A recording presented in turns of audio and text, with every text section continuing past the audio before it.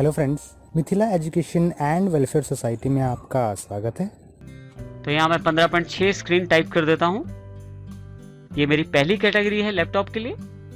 जैसे ही enter press करता हूँ, अंडर के अंतर्गत लिस्ट ऑफ कैटेगरीज अवेलेबल हो जाता है।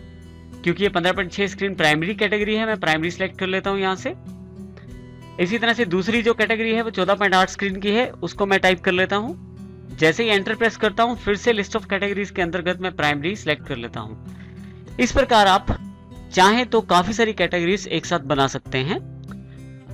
मल्टी स्टोर कैटेगरी का सबसे बड़ा बेनिफिट ही यही है, आप एक साथ काफी सारी कैटेगरी यहां बना सकते हैं। यहां यदि मैं 2 बार एंटर प्रेस करूं तो आपके पास एक्सेप्ट मैसेज आ जाता है। यहां यस करें आप। जैसे ही यस करते हैं, आपके पास मल्टीपल स्टोर कैटेगरीज के अंतर्गत 2 कैटेगरीज तैयार हैं जो कि लैपटॉप से रिलेटेड हैं। आप यदि इन्हें देखना चाहते हैं तो डिस्प्ले सेलेक्ट करें। यहाँ आप यदि ध्यान दें तो लिस्ट ऑफ कैटेगरी के अंतर्गत हमारे पास यहाँ 14.8 और 15.6 स्क्रीन की 2 कैटेगरीज अवेलेबल हैं। जिसको भी मैं देखना चाहता हूँ उसको सिलेक्ट कर लेता हूँ। तो देखिए यहाँ पे अंडर कैटेगरी के अंतर्गत मेरे पास 14.8 स्क्रीन अवेलेबल है। यहाँ एस्केप कर लेता हूँ। और यदि आप इनमें कुछ चेंजेस करना चाहते हैं तो अल्टर का सहारा ले सकते हैं मल्टीपल स्टॉक कैटेगरीज के अंतर्गत। यदि आप अल्टर को सिलेक्ट करें यहाँ से तो आप किसी भी कैटेगरी को आप चेंज कर सकते हैं, अल्टर कर सकते हैं। यहाँ मैं ऑल आइटम को सिलेक्ट कर लेता हूँ तो देखिए बिल्कुल वैसे ही स्क्रीन अवेलेबल हो गई है जैसी मल्टी स्टॉक कैटेगरी क्रिएशन में थी। ये अल्ट्रेशन की स्क्रीन है। यदि आप यहाँ ध्यान दें तो फिर से यहाँ पे आप यदि चेंजेस करना चाहें तो आप टाइप कर सकते हैं कैटेगरी नाम के अंतर्गत। एंटर प्रेस करके आप लिस्ट ऑफ कैटेगरी में अगर चेंजेस चाहते हैं तो वो भी कर सकते हैं। अभी मुझे यहाँ कोई चेंजेस नहीं करने, तो मैं एंटर प्रेस करके इसे स्क्रीन स्किप कर देता हूँ। यहाँ से मैं आगे चला जाता हूँ और यहाँ से एक्सेप्ट कर देता हूँ। इस प्रकार से आप मल्टीपल स्टॉक कैटेगरीज के अंदर कैटेगरीज तैयार कर सकते हैं, उन्हें देख सकते हैं और उनमें बदलाव भी कर सकते हैं। फिर से यहाँ एस्केप प्रेस करता हूँ और आपके पास स्टॉक कैटेगरी स्क्रीन उपलब्ध हो जाती है। यहाँ से एस्केप करने पे इन्वेंट्री इन्फो और फिर से एस्केप करने पे गेटवे ऑफ टैली पे आप आ जाते हैं। अब इन्वेंट्री इन्फो के अंतर्गत सबसे महत्वपूर्ण काम जो है वो है हमारा स्टॉक आइटम्स को बनाना। अभी तक हमने यूनिट ऑफ मेजरमेंट बनाया, उसके अंतर्गत स्टॉक ग्रुप्स बनाए और स्टॉक कैटेगरीज बनाई। अब की बार हमें एक्चुअल में जो चीजें सेल या परचेज करनी है, एक्चुअल में हमारी जो गुड्स हैं जिन्हें सेल या परचेज करना है, उनकी इंफॉर्मेशन हमें यहाँ स्टॉक आइटम्स के अंतर्गत रिकॉर्ड करनी है। देखिए यहाँ यदि हम ध्यान दें तो जो स्टॉक ग्रुप है वो टीवी है। स्टॉक कैटेगरी 19 इंच के अंतर्गत सोनी और फिलिप्स के 2 प्रकार के टीवी हमारे पास उपलब्ध हैं। अब इस तरह की एंट्री के लिए हम स्टॉक आइटम्स का प्रयोग करेंगे। यदि आपके सामने गेटवे ऑफ टैली स्क्रीन उपलब्ध है तो यहाँ से इन्वेंट्री इन्फो को चुने और इन्वेंट्री इन्फो के अंतर्गत जो तीसरी ऑप्शन है वो स्टॉक आइटम से रिलेटेड है, आप इसको सिलेक्ट करें। देखिए यहाँ पे आपके पास 2 तरह के ऑप्शन अवेलेबल हैं स्टॉक बनाने के लिए, सिंगल स्टॉक आइटम और मल्टीपल स्टॉक आइटम। इसमें सबसे पहले मैं सिंगल स्टॉक आइटम को समझता हूँ। इसके लिए मैं सिंगल स्टॉक आइटम बनाता हूँ। क्रिएट को सिलेक्ट करें आप। आपके पास यहाँ पे स्टॉक आइटम क्रिएशन स्क्रीन उपलब्ध हो जाएगी। यदि यहाँ एग्जांपल के अनुसार देखें तो हमारे पास 2 स्टॉक आइटम जो बेसिक है, सोनी और फिलिप्स का जो हमारे पास टीवी है वो 19 इंच के अंतर्गत अवेलेबल है। अब हम इसकी जानकारी स्टॉक आइटम के अंतर्गत स्टोर करें।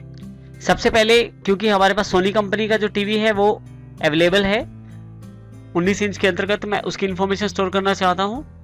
नेम में सोनी लिख देता हूँ। एलियास यदि आप कोई दूसरा नाम रखना चाहते हैं तो वो भी रख सकते हैं। यहाँ पे सबसे पहले हमारे पास लिस्ट ऑफ ग्रुप्स की जानकारी अवेलेबल हो जाएगी।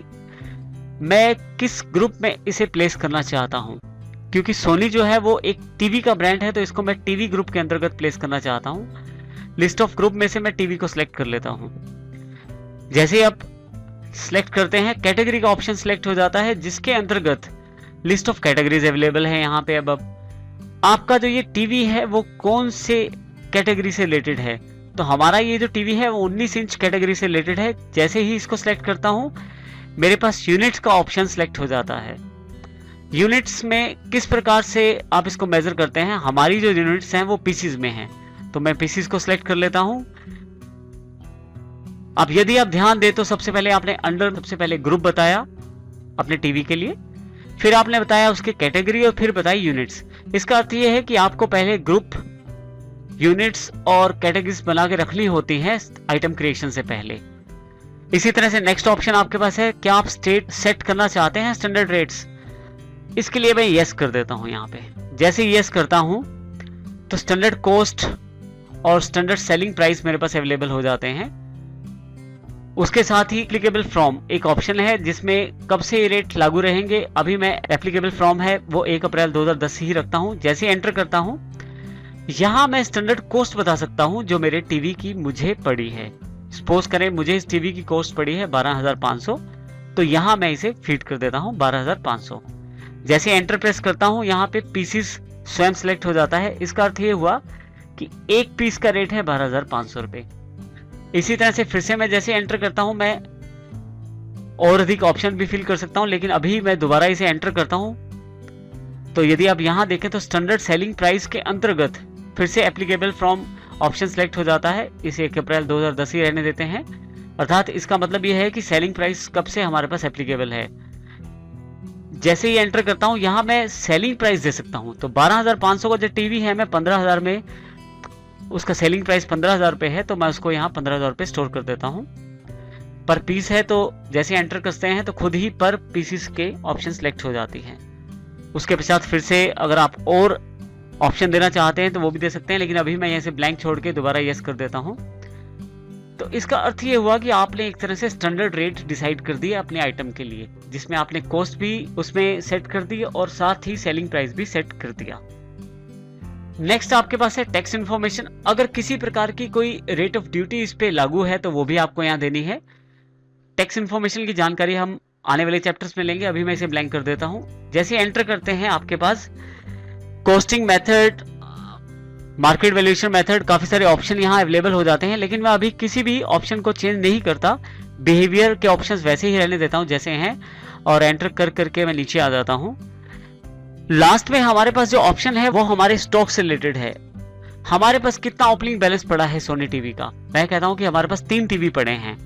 जैसे एंटर प्रेस करता हूं, यहां पे हमारे पास एक स्क्रीन उपलब्ध हो जाती है जो ये जानकारी देती है कि यदि हमारे पास एक से ज्यादा गोडाउन हो तो हम ये भी बता सकते हैं कि वो स्टॉक इस वक्त कहां अवेलेबल है। तो यदि आप यहां देखें तो लिस्ट ऑफ गोडाउन्स में अभी मेन लोकेशन ही है। यदि आप गोडाउन्स क्रिएट कर लेते हैं तो यहाँ पे एक से अधिक गोडाउन्स प्रदर्शित हो जाएंगे, जिसमें आप ये बता सकते हैं कि आपका जो टीवी है आपके कंपनी के कौन से गोडाउन में अभी पड़ा हुआ है। अभी मैं इसे मेन लोकेशन सेट कर देता हूँ। क्वांटिटी 3 पीसेस है, बाय डिफॉल्ट उसने ले लिया है जैसे मैंने पहले बताया था उसे।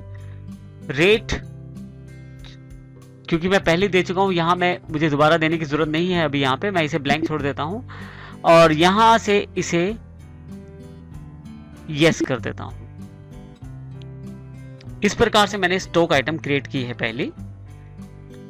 इसी तरह से हमारे पास जो दूसरी कंपनी है टीवी की वो है फिलिप्स के रूप में। मैं यहां से एंटर करता हूं, फिर से ऑप्शन लगभग हमारे पास सेम आएंगे दोबारा। अंडर कैटेगरी के अंतर्गत लिस्ट ऑफ ग्रुप्स का चुनाव कर लेता हूं।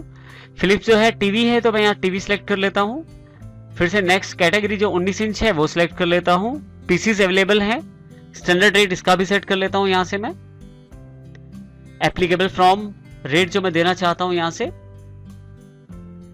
और इसकी स्टैंडर्ड सेलिंग प्राइस क्या है वो भी मैं यहां एंटर प्रेस करके दे देता हूं। और फिर से अगर आपके पास टैक्स इन्फॉर्मेशन अवेलेबल है तो वो दे सकते हैं। अभी मैं इसे ब्लैंक छोड़ देता हूं और बाकी ऑप्शन भी वैसे ही जैसे मैंने सोनी के टाइम पे किए थे, बिल्कुल वैसे ही ऑप्शन में यहां से दोबारा चुन लेता हूं।